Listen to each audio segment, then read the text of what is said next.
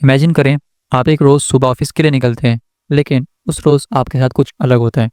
वो अलग ये होता है कि आप उस दिन 10 से 15 मिनट ऑफिस के लिए लेट हो जाते हैं और बस स्टैंड पर जाकर मालूम होता है कि आप जिस बस में रोज़ाना जाते हैं वो बस जा चुकी है और आपको मजबूरन दूसरी बस में जाना पड़ता है।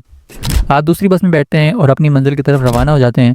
तो उसी दौरान आपके साथ आपका हमसफ़र आके बैठता है, जो कि हो सकता है कि आपका लाइफ पार्टनर बन जाए। जी, वही लाइफ पार्टनर जिसके साथ आपने हमेशा के लिए अपनी ज़िंदगी गुजारनी है। ऐसा मुश्किल तो है लेकिन पॉसिबल भी है। क्यों? क्योंकि ऐसे दुनिया में कई वाक़यात हो चुके हैं जो मिले तो इत्तेफ़ाक़न थे, लेकिन उसके बाद फिर वो हमेशा के लिए लाइफ पार्टनर बन गए। तो वापसी आते अपनी इमेजिनेशन पर बात शुरू होती है कि मैं रोज़ाना ऑफ़िस जाता हूँ, मेरा ऑफ़िस फ़लाँ जगह पर है, मैं आज लेट हो गया था इसी वजह से मुझे ये बस पकड़नी पड़ी, वरना मैं दूसरी बस से जाता हूँ। बात पहुँचते-पहुँचते इस हद तक चली गई कि दोनों शादी के लिए रज़ामंद हो जाते हैं और दोनों की शादी हो जाती है, दोनों की लाइफ़ सेट हो जाती है, सब कुछ अच्छा चल रहा होता है। उसके बाद वो शख़्स बालकनी में बैठकर ये सोचता है, अगर मैं उस दिन 10 से 15 मिनट ऑफ़िस के लिए लेट ना होता, तो क्या ये जो मैं आज लाइफ़स्टाइल गुज़ार रहा हूँ, क्या ये मैं गुज़ार पाता?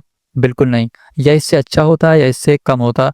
एग्ज़ैक्ट जो मैं लाइफ़स्टाइल आज गुज़ार रहा हूँ, ये तो मैं बिल्कुल अचीव नहीं कर सकता था, अगर मैं उस दिन ऑफ़िस से 10-15 मिनट लेट ना होता। इसे कहते हैं बटरफ्लाई इफ़ेक्ट।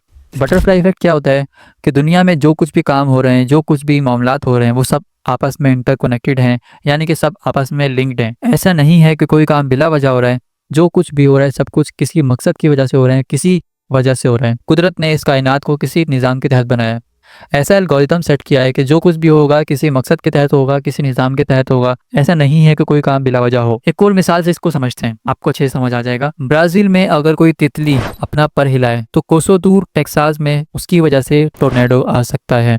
जी, बिल्कुल यही एग्जैक्ट बटरफ्लाई इफेक्ट है जिसे 1961 में डॉक्टर एडवर्ड लोरेंज ने डिस्कवर किया था कि जो कुछ भी इस कायनात में हो रहा है वो सब कुछ एक निज़ाम के तहत हो रहा है। ऐसा नहीं है कि कोई काम बिला वजह हो। तो अगर कोई शख्स ये कहे कि मेरी ज़िंदगी में कुछ अच्छा नहीं चल रहा, मेरी ज़िंदगी बर्बाद हो चुकी है, मैं कुछ नहीं कर पा रहा, मैं हर जगह से नाकाम हो रहा हूँ, तो उसे ये समझ लेना चाहिए कि ज़िंदगी में जो कुछ भी हो रहा है वो सब कुछ अच्छे के लिए हो रहा है, भलाई के लिए हो रहा है और सब कुछ एक निज़ाम के तहत हो रहा है। और आखिर में ये बात लाज़मी याद रखें कि मैंने जो एग्जाम्पल दी है, ऐसा पॉसिबल तो है लेकिन मुश्किल भी बहुत है। इसी वजह से इसको इतना सीरियस मत लीजिएगा। ये जैसे एक एग्जाम्पल है एक थ्योरी समझाने के लिए।